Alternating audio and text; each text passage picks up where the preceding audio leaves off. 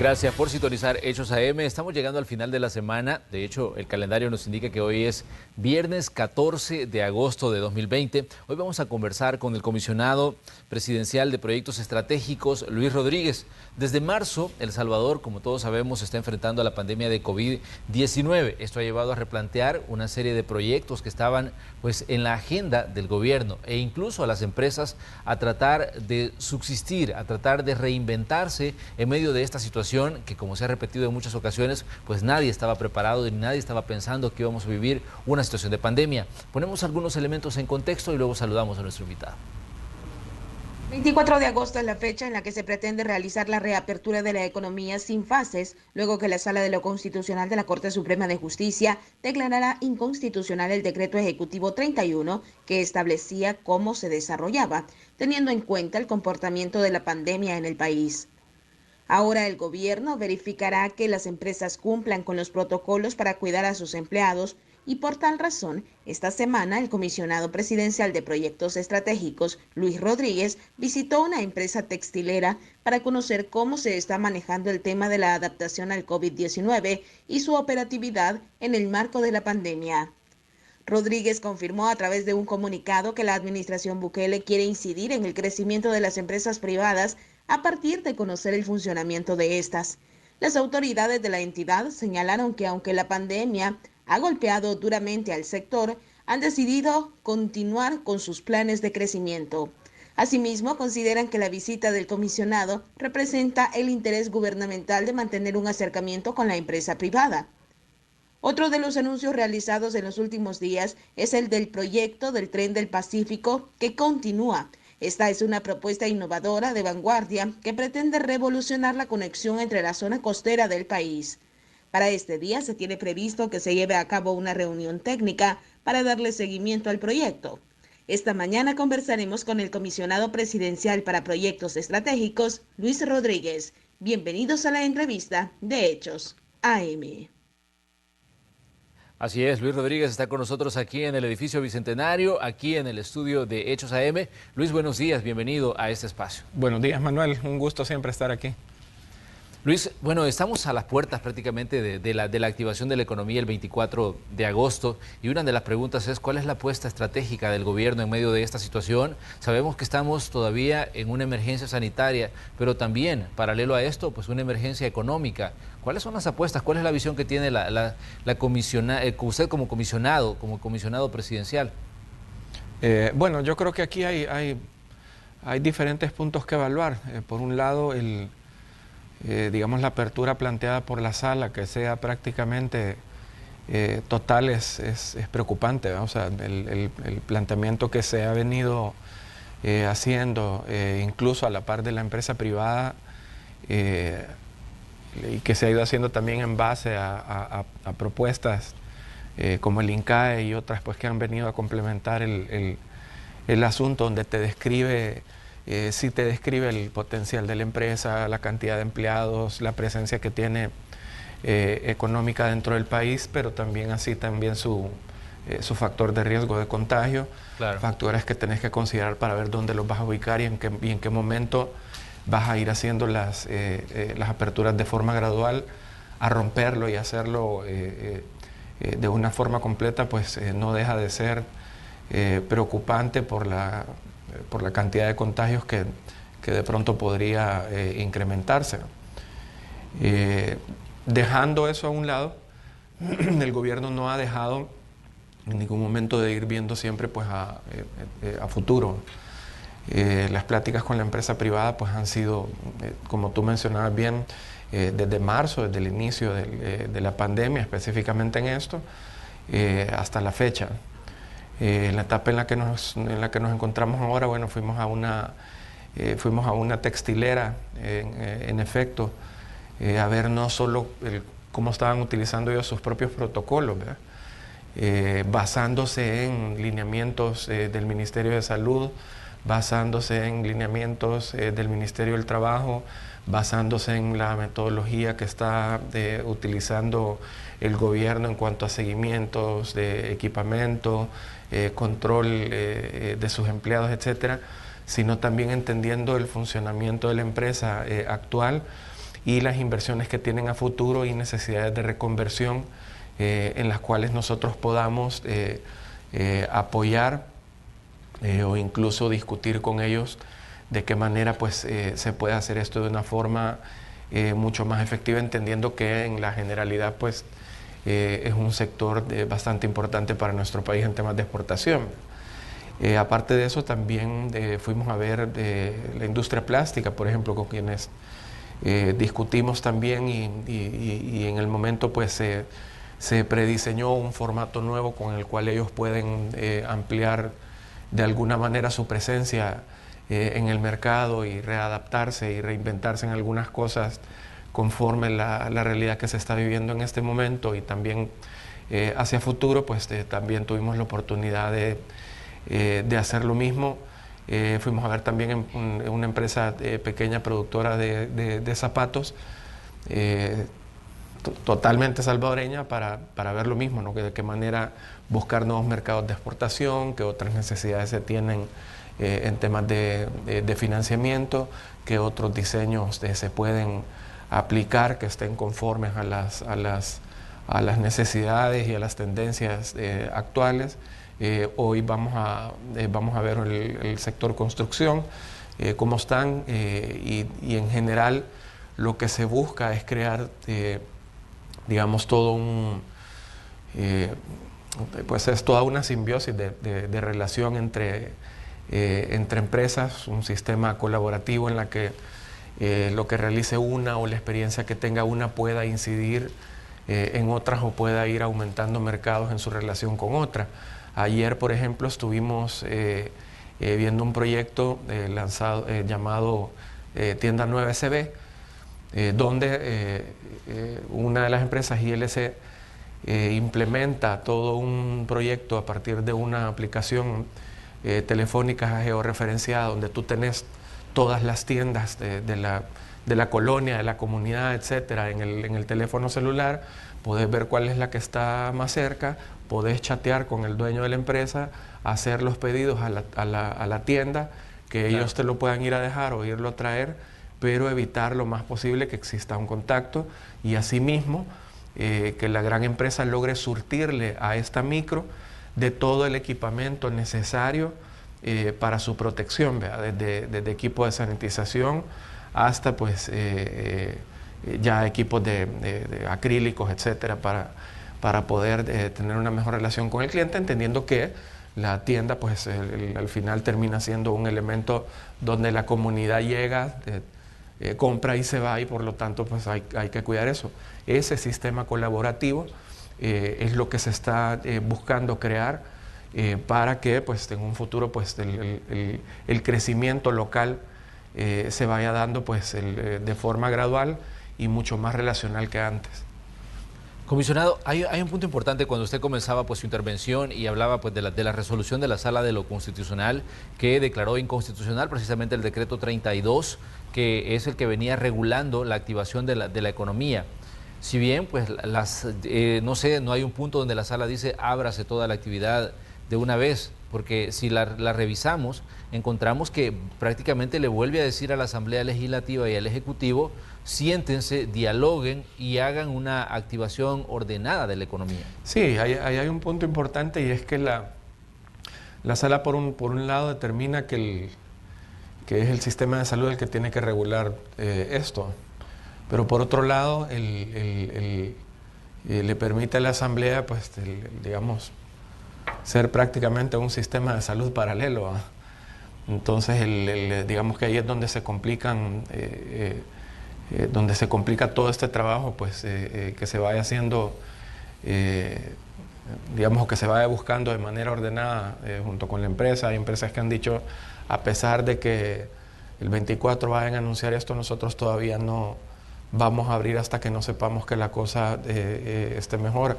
Hay varios que han de hecho tomado esas decisiones pensando en la salud de sus empleados y de sus familias. Hay otras que así han logrado hacer un sistema de trabajo por horas, por grupos controlados, con menos personal, con un distanciamiento incluso más grande digamos, del normal.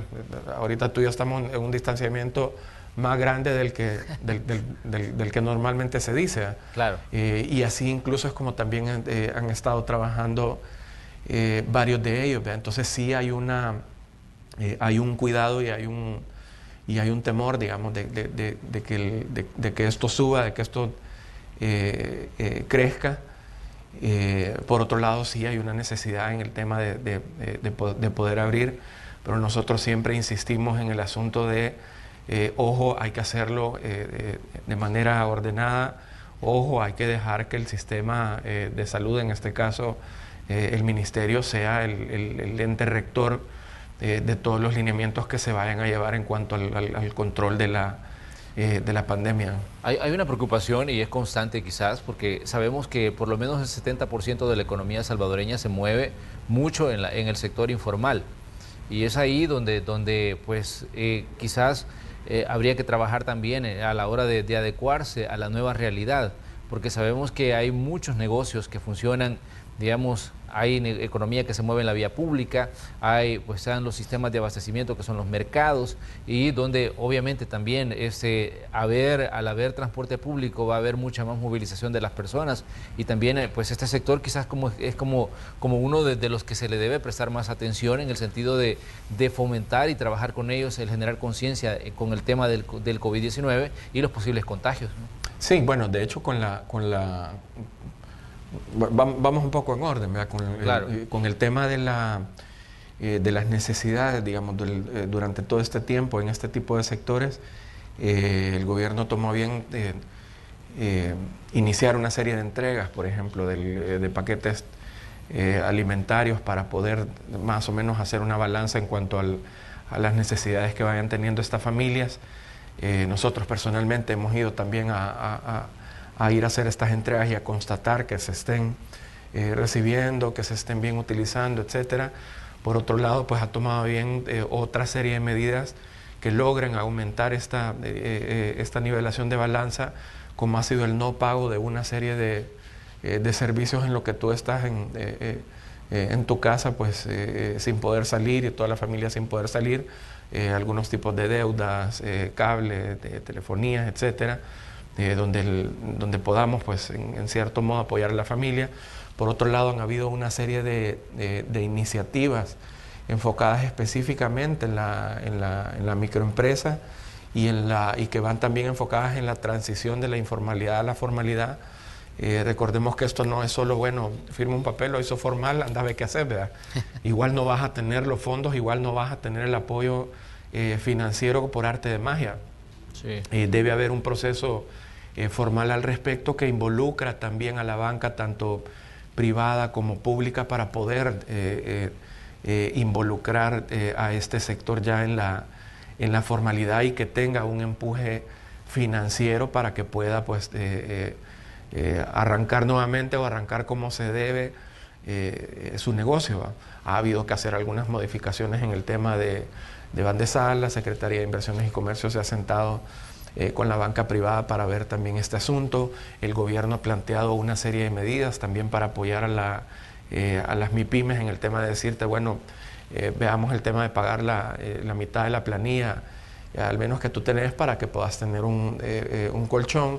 Veamos otra cantidad de dinero para poder tener créditos amigables y que se pueda, pues, arrancar formalmente, que eso te pase a la formalidad, que logre tocar ese tema estructural, el que tanto le ha pesado al país, y poder ir también haciendo una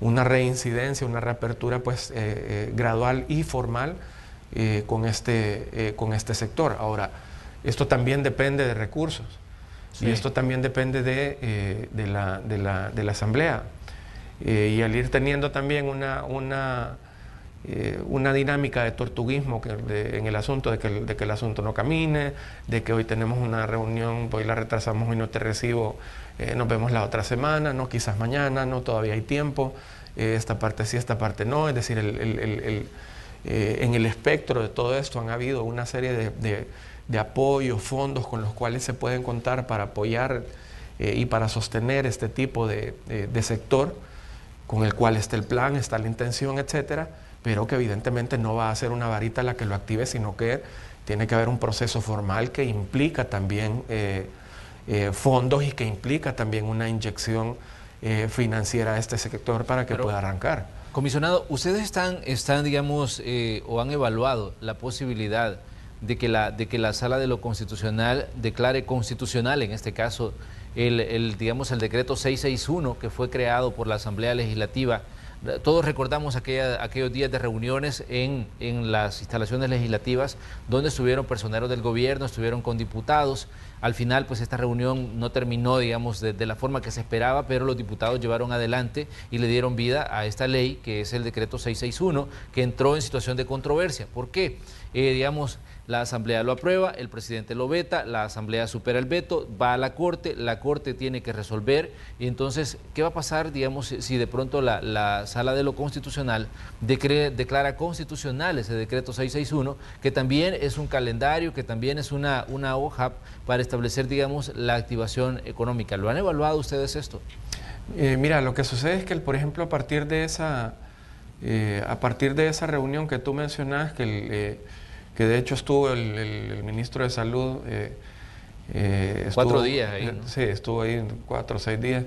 Estuvo el ministro de Hacienda, estuvo el secretario privado, estuvo el secretario jurídico, estuvo la DNM, estuvieron una serie de instituciones explicándole y reexplicándole a la Asamblea, al menos al día, se les explicaba unas 3 veces que la enfermedad era altamente contagiosa y que esto podía colapsar los sistemas de salud. Una cosa tan sencilla como esa era una pregunta de todos los días y de todos los días y de todos los días. Al final, pues, se culmina la reunión, se hace lo que la Asamblea quiere, no se toma en cuenta la discusión que se toma. De hecho, un día, si no me equivoco, se lo tomó la Asamblea para ponerle el nombre, creo, al documento. Creo que fue un día de eso, yo lo vi. Por lo tanto, ahí te das cuenta que esto tiene que ver también con voluntades de querer hacer las cosas y de quién al final es tu público meta, es tu público objetivo, a quién beneficiar. Si estás en un momento de pandemia, sabes que la enfermedad es altamente contagiosa, sabes la realidad de tu país en cuanto a cómo ha estado la infraestructura del sistema de salud en general, o cómo ha estado el sistema de salud en general de delicado, y que fácilmente puede colapsar, y que necesitas una serie de medidas y una serie de inyecciones y una serie de pausas en algunas cosas para que te permita trabajar y para que te permita mantener una curva, digamos, más o menos controlada, que te logre dar tiempo, y que esa explicación te la esté dando un técnico que está metido ahí, que te la estén dando una serie de ministros que están en primera línea. Al final terminas haciendo lo que tú querés. Realmente termina siendo preocupante lo que viene siguiendo después de eso, y es lo que nosotros tenemos ahorita. Pero es una realidad que se puede convertir en una ley, este decreto 661, comisionado. Si es mientras sea algo que logre beneficiar a la población, mientras sea algo cuyo objetivo sea cuidar la vida de las personas de manera real, mientras sea algo que le permita al gobierno el suficiente músculo como para poder volver a controlar la pandemia, los contagios, etcétera, pues bienvenido sea. Pero no se puede estar, digamos, como a medias con unas cosas, o delegándole a una asamblea tomando decisiones al final que no le competen. Ayer estábamos discutiendo esto con el equipo, y les preguntaba cuántos diputados han ido a un hospital, por ejemplo, en este momento. O sea, de estar en la pura realidad de ese momento que está viviendo un médico, por ejemplo, todos los días, o una enfermera todos los días, un enfermero, ya esto cambia totalmente la perspectiva. Incluso se habló con el doctor Yerles, creo que también tú has hablado con él, claro, que ha estado manejando el COVID en el Hospital Rosales, en el Hospital San Rafael, y que le ha tocado desde el principio hasta el fin sacar gente, desgraciadamente, ver decesos que han estado fajándose más de 24 horas dentro del hospital, al inicio viendo con qué se cuenta, luego ir viendo el tema, porque también lo hemos tratado con él, de reforzar a sus equipos con equipo de protección en lo que venía. Esas realidades también deben ser consideradas por las demás instituciones del Estado para realmente tomar una decisión, y una buena decisión. Como te menciono, mientras exista ese objetivo, que la gente es lo primero, que la salud es lo primero, que también hay que reforzar el sistema, que hay que permitirle al Ministerio de Salud poder manejar la pandemia como se debe, sabiendo que son los que están en primera línea. Mientras eso se pueda dar, mientras exista un consenso real con eso, y no tener que explicarles 6 meses después en qué consiste el coronavirus, de qué trata la enfermedad, y que resulta que es un problema mundial y que ha afectado económicamente al país y que es altamente contagioso, etcétera. Si a los 6 meses todavía tenés que seguir explicando eso, definitivamente hay un punto de problema por ese lado. Y es lo que estamos nosotros pues peleando, y es lo que también paralelamente se está teniendo que trabajar con lo que se tiene. Bueno, hemos escuchado en diversos momentos que el gobierno dice que el tema del manejo de la pandemia se ha convertido pues en un arma también de carácter electoral, que algunos partidos están utilizando pues el tema de la pandemia, todo lo que tiene que ver con la atención de la emergencia, con el objetivo de tratar de generar un desgaste en el Ejecutivo. Sabemos que el presidente de la República pues aún todavía goza de buenos niveles de popularidad, y que esto se convierte pues en un problema también para los partidos políticos. Eso es real a la hora de ir a una elección, pero sabemos también que es bien real que el gobierno puede estar utilizando la pandemia para generar desgaste en los diputados, y es una estrategia de desgaste, digamos, en dos vías. Mira, yo creo que para eso hay una cuestión que son los hechos demostrativos. Creo que al final lo que ha buscado el gobierno ha sido evidentemente hacer una administración total dentro del tema de la pandemia. Creo que si fuese algo electoral tradicional, digamos, tendríamos, no sé, andar dando escobas y esas cuestiones, cántaros. Y no es eso, o ir a pintar los hospitales tal cual están. No, lo que se ha buscado obviamente es un proyecto formal en el cual estés considerando tu realidad, y en base a esa realidad ir haciendo una serie de modificaciones que en el tiempo queden como una herencia al sistema de salud que hemos tenido tan precario. De tomar la responsabilidad de decir, bueno, tenemos más de 30 hospitales en estas condiciones, que no solo es una brocha y pintura, sino que definitivamente tenés que meterte dentro de su infraestructura, y vamos a tener que hacer eso, que se haga. Y si la cantidad de camas no dan para una enfermedad cuya característica es colapsar el sistema de salud, y necesitamos más, necesitamos hacer otro hospital que funcione con todas las necesidades que pueda tener la persona que está enferma, ya sea en UCI, ya sea en intermedios o ya sea en cuidado regular, entonces que se haga conforme a un proyecto formal, y que esto al final queda también como una herencia a largo plazo para el sistema de salud. Eso, digamos, son hechos demostrativos que obviamente lo que te puede decir es el gran objetivo de nosotros es que la vida de la persona esté lo más cuidada posible, ya sea si está enfermo, ya sea si tenemos que actuar de manera preventiva, es que tengan alimentación sabiendo que, a sabiendas que vas a estar un tiempo en tu casa con toda tu familia, es que logres evitar una serie de pagos a sabiendas que posiblemente se van a ver afectados tus ingresos. Es que tenés que reactivar también la economía, y tenés que sentarte con las empresas para poder hacer eso, es armar un entramado con las empresas privadas también, que logramos hacerlas con un poco más de 550, para ver de qué forma hacemos un soporte de cooperación y colaboración en lo que el sistema de gobierno pues va comenzando a hacer todo el trabajo necesario. Es que logres también sentarte con una serie de países para irles presentando los planes que tenés e ir viendo también todo el sistema de cooperaciones que pueden irse dando en el camino que ustedes han visto, que ustedes han cubierto, para que todo el sistema pues también esté funcionando y no sea algo, digamos, de bolsillo que luego que al final luego lo botás, no. Por otro lado, hechos demostrativos es la cantidad de veces que el gobierno ha ido a reunirse a la asamblea, ha ido a presentar los proyectos, ha ido a presentar varias veces a explicar en qué consiste la enfermedad, y eso le termina siendo hasta absurdo, para que al final te digan no, y el asunto sigue caminando y tengas que ver con qué recursos realmente contás para poder ir trabajando lo que se pueda. Entonces creo que al final el hecho demostrativo, si ellos lo ven como un carácter electoral, creería que el día de la elección la gente va a hacerles una interpelación que desgraciadamente nadie más se las puede hacer. La gente lo va a hacer ese día.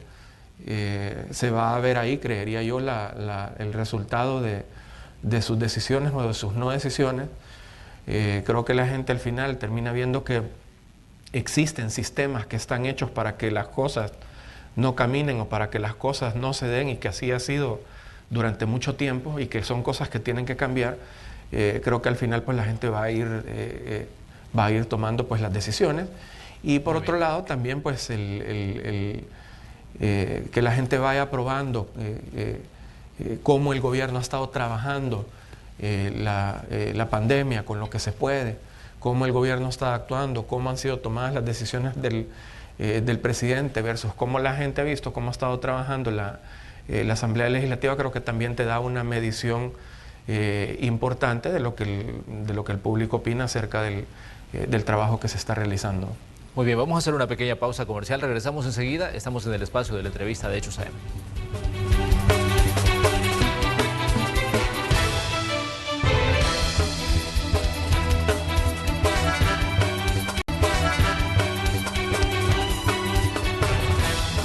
Mañana de viernes 14 de agosto de 2020, en el espacio de la entrevista de Hechos AM, el comisionado presidencial de proyectos estratégicos, Luis Rodríguez, con nosotros. Luis, me gustaría que hiciéramos un análisis de dónde quedan los proyectos que el gobierno iba a impulsar en este 2020, considerando que que estaba entre los años importantes para comenzar grandes obras, comenzar grandes proyectos, pero que la pandemia obviamente pues ha venido a cambiarlo todo.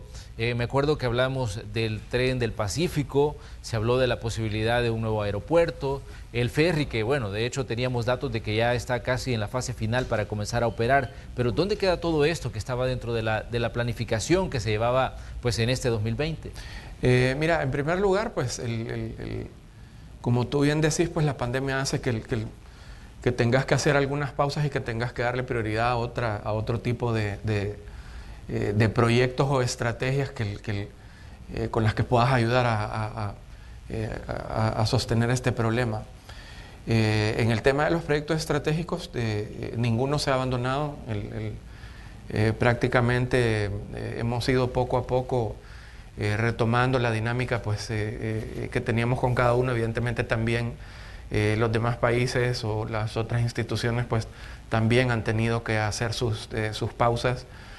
Para darte un ejemplo, en la parte de la licitación del aeropuerto que había iniciado del nuevo, que había iniciado antes de la pandemia, durante la pandemia todavía teníamos empresas interesadas, que de hecho superamos las 50, pero que evidentemente te escribían varias empresas muy fuertes, que si les podías dar todavía un poco más de margen de tiempo, puesto que su situación no les permitía tener una dinámica lo suficientemente rápida como para poder enviarnos todo lo que se estaba solicitando. Entonces lo que se hizo fue, obviamente, entender el asunto y dar un margen suficiente para que pudiesen ellos pues, terminar de entregar La información solicitada creería que un 90 o un 95% de las empresas lo ha logrado, con lo cual pues nos reafirma el interés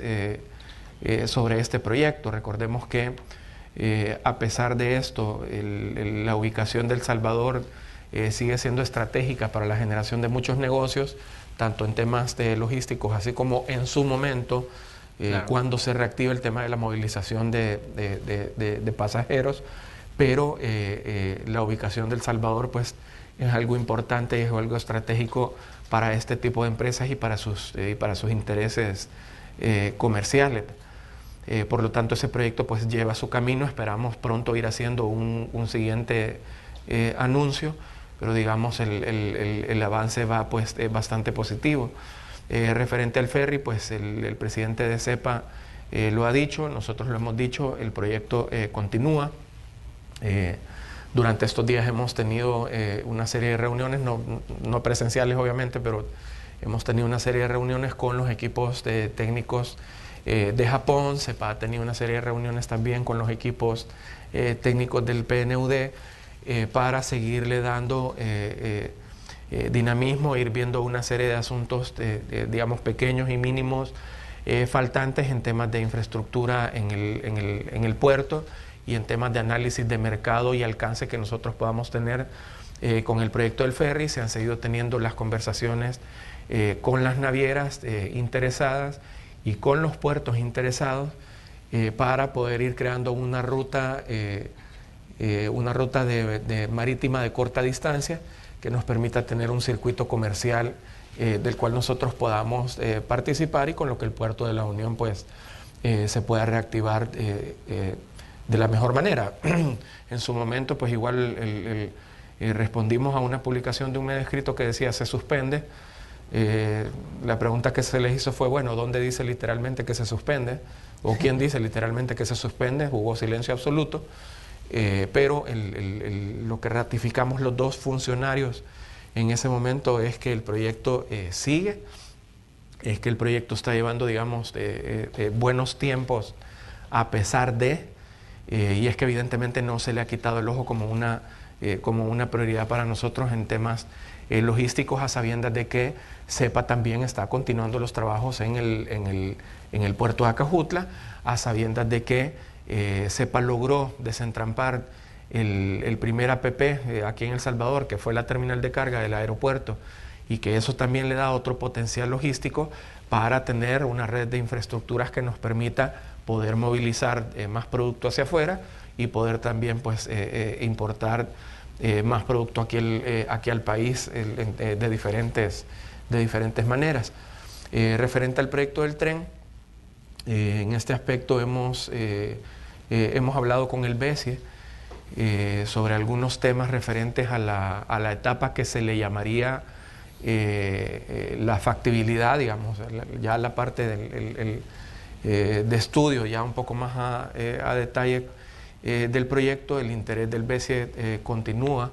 Evidentemente hay un interés de interconexión regional en la cual El Salvador participa y es pues ha sido uno de los principales jugadores en esto, y con el cual pues el antier tuvimos una plática con los funcionarios del BESIE para ir detallando cosas nuevas, ¿verdad? Que evidentemente una realidad muy diferente, qué prioridades son las que le vamos a dar al tema del estudio, revisar si hay cosas que hay que agregar bajo esta nueva realidad, revitalizar el análisis de mercado y de interés que está sobre esto.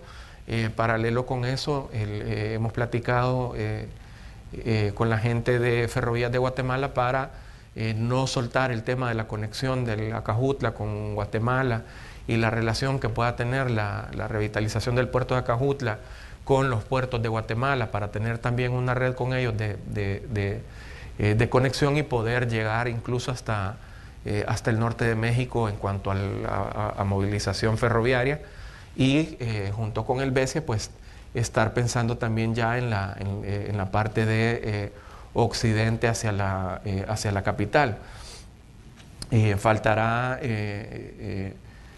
Faltará ver el tema de mercado, de ver el tema también de cómo están los otros países en este asunto, si es para algunos sigue siendo una prioridad o no.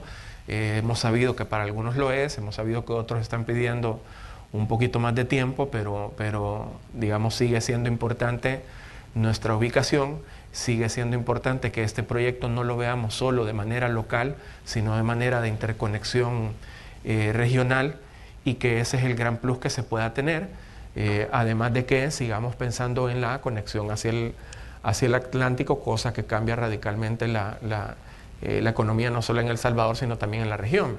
Sí. Por lo tanto, ningún proyecto se ha dejado, se ha tenido que tomar digamos, una especie de pausa por el tema del COVID, y hemos tenido nosotros que accionar otro tipo de cosas, más no se ha ido abandonando pues los procesos formales, bajo el entendido de que algunos te piden tiempo, o incluso tú también pedís tiempo por cómo están las cosas. Con el proyecto Mi Nueva Escuela, evidentemente, por el hecho de que la escuela sigue siendo un factor de contagio bastante importante, la prioridad del Ministerio de Educación ahorita es la educación a distancia. Han metido el programa de televisión, han metido todo el tema con Google, han capacitado maestros, han llevado computadoras, se está haciendo educación a distancia con los niños, etcétera, lo cual no quita que la parte de infraestructura logre llegar a su momento, porque va a tener que haber un regreso en su momento a la escuela. Como bien dice la ministra, será el Ministerio de Salud el que determine eso. Por lo tanto, no debemos de dejar de pensar siempre en el tema de la infraestructura. Lo que hemos hablado con los equipos de educación es, ok, hay que desgranar otra vez el diseño, hay que volver a pensarlo esta vez con funciones distintas, obviamente quizás menos niños en el aula, quizás más distancia entre pupitres, quizás obviamente ya pegados a un sistema que tiene ahorita educación, que es toda la parte digital y algunas cuestiones a distancia, programas, etcétera, para poder llevártelos al aula, lo que implica un poco más de tecnología dentro del aula, te implica tener una enfermería un poco más equipada de lo que probablemente se tenía pensado tener dentro de la escuela. Ese tipo de cambios y ese tipo de readaptaciones es lo que se ha empezado a trabajar con educación, para poder tener un nuevo diseño, para no dejar, digamos, de lado que en algún momento la infraestructura pues va a volver a jugar un papel importante, y tenemos nosotros que estar listos y tenemos que tener otra vez preparado todo. El estudio con el BESIE a la par en este aspecto se continúa, por lo tanto pues el proyecto sigue. Con el Plan Nacional de Agua lo que se hizo fue una readecuación a las prioridades, puesto que lleva diferentes componentes, y evidentemente se le dio prioridad a lo que pudiese ser más inmediato, que era la apertura de pozos, el poder llegar a un alcance mucho más grande a diferentes comunidades o a diferentes zonas, el hecho de liberar la ultradependencia que se tenía con las pavas para que se pudiese trabajar el proyecto de las pavas, poder empezar a recuperar también la zona norte, lo que te permite quitarte más o menos un 30% de las pavas y redistribuirla en la zona norte del país, y poco a poco ir retomando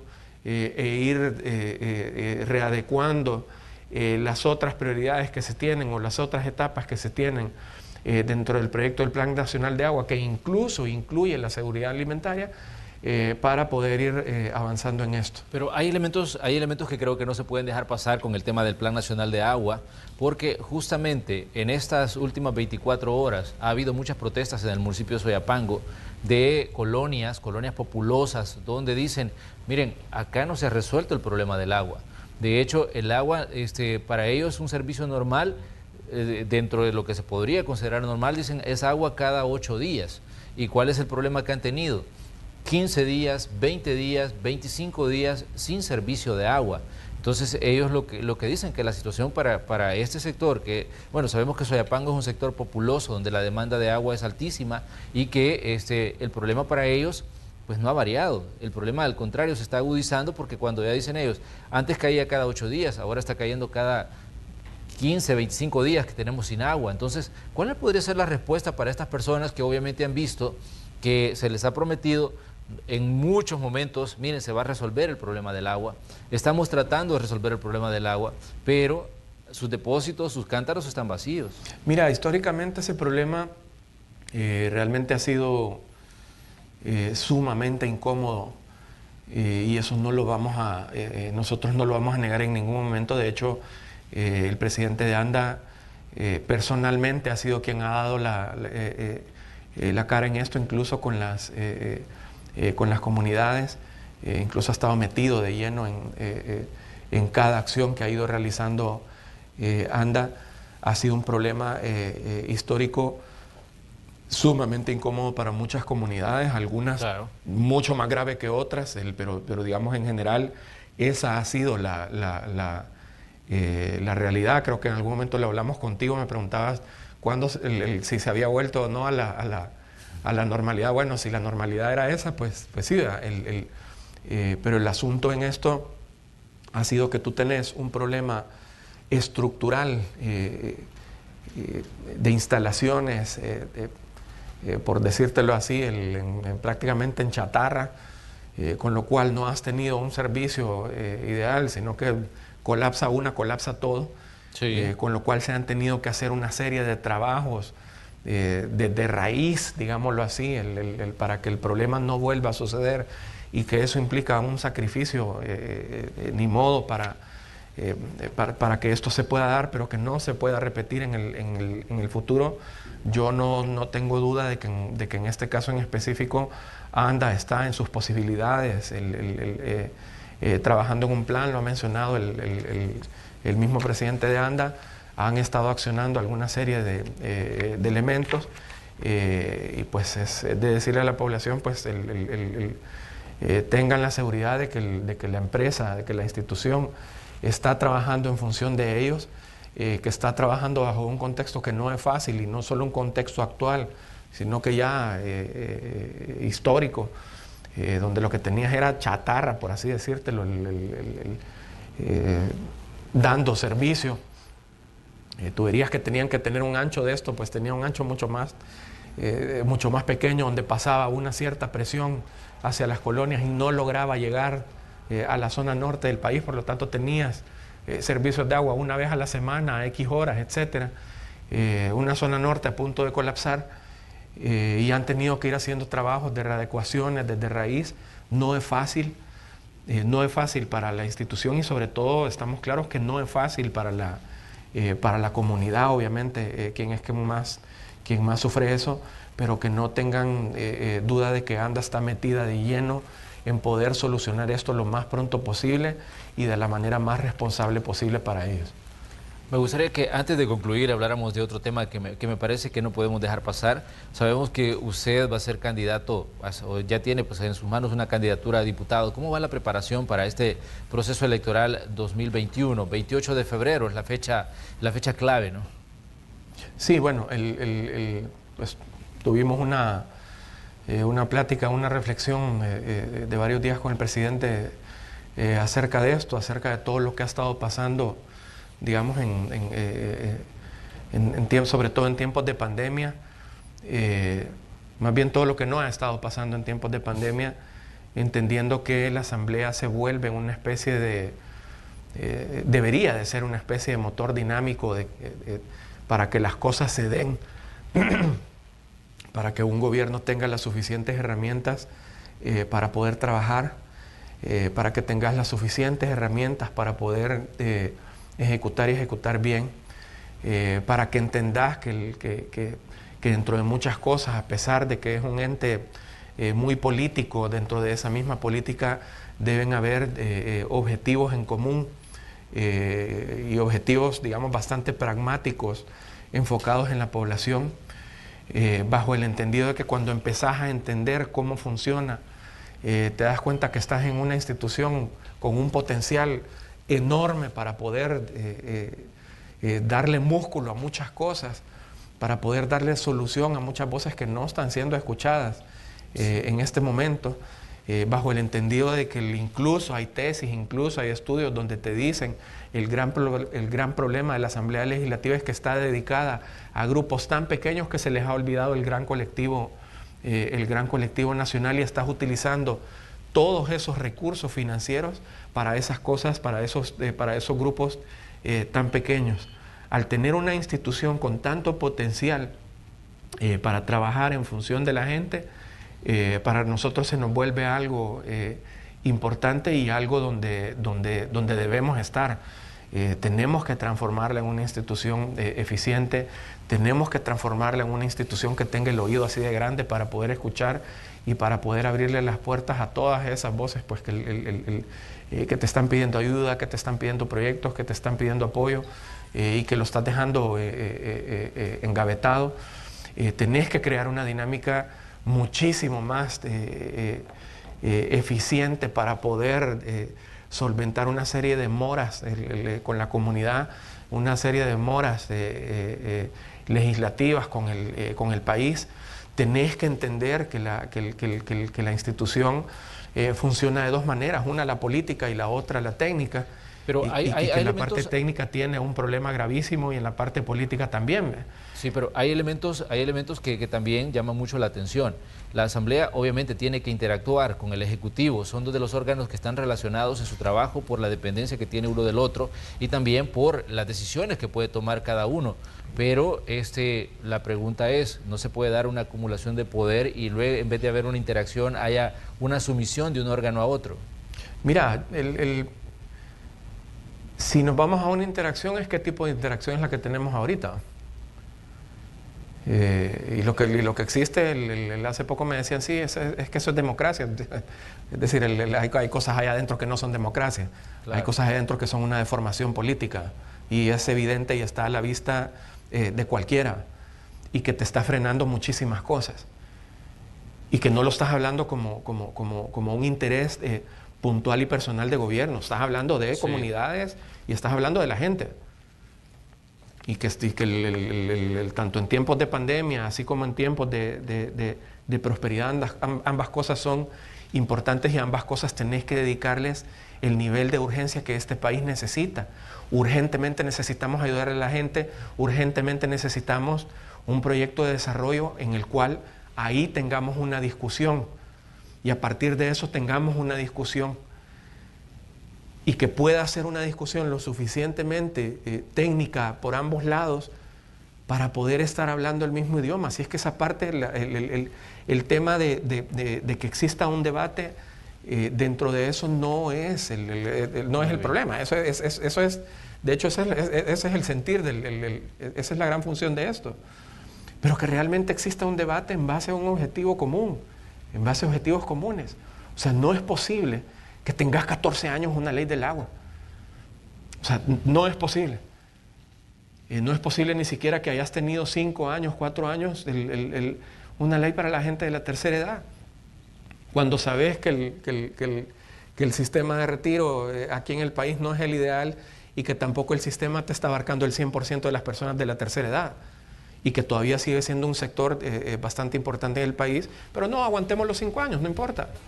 Todo puede esperar. No puede esperar, o sea, simplemente tenés que tener un sentido de celeridad, porque ese sentido de celeridad es lo que te está pidiendo la población. O sea, la población, tú lo mencionabas hace un momento, te está pidiendo, mira, solucioname un problema de agua. ¿Y desde hace cuánto tiempo te vienen pidiendo eso? Y existe esa ley hasta la fecha, desde hace 14 años, ¿dónde estábamos nosotros dos hace 14 años? Y hasta la fecha eso no está. ¿Es urgente o no es urgente? Entonces, ¿qué es lo urgente ahí? Lo que tú tenés, por ejemplo, al momento de ver leyes, al momento de ver nombramientos, capitales por un día, etcétera, etcétera, esas cuestiones, tú tenés una relación de 3-1. En 2011, por ejemplo, la cantidad de leyes que se hicieron fueron 0. ¿Qué se hizo en el 2011 entonces? El crecimiento de presupuesto desde el año 2000 hasta la fecha ha superado el 370%, más no ha incrementado su capacidad de producción legislativa. Entonces ¿cuál es la respuesta que le estás dando tú a la población En ese sentido, eso nos interesa. Y evidentemente, si nosotros tenemos la capacidad de poder mejorar ese dinamismo, de poder hacer que esas cosas cambien, de poder dedicarle, por ejemplo, el segmentar cosas, segmentar temas, dediquémosle un capítulo, un segmento específico con metas, objetivos y tiempos a préstamos. Dediquémosle un tema de metas, objetivos y tiempos a comunidades. Dediquémosle otro bajo el mismo formato a grandes proyectos. Si tú le pones tiempo a las cosas, vas a ir teniendo una producción legislativa mucho más efectiva y vas a ir pudiéndole dar suficiente músculo a instituciones que te están dando cooperación y no los vas a tener chineados casi un año.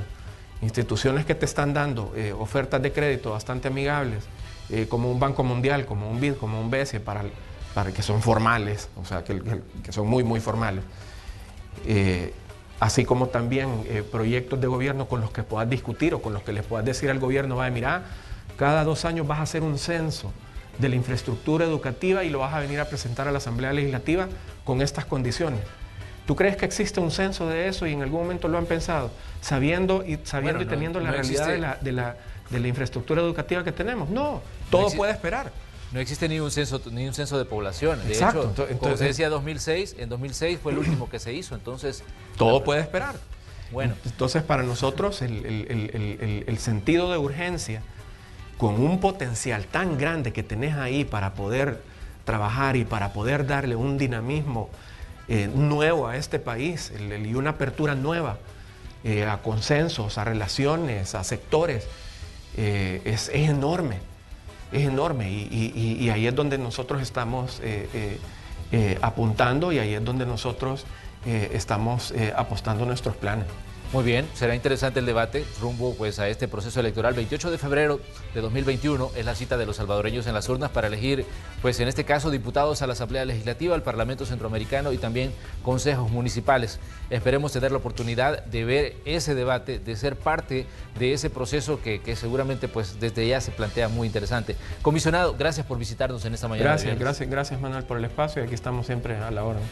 Muchas gracias, que tenga buen día. Vamos nosotros a una pausa comercial, ya regresamos con más de Noticiero Hechos AM.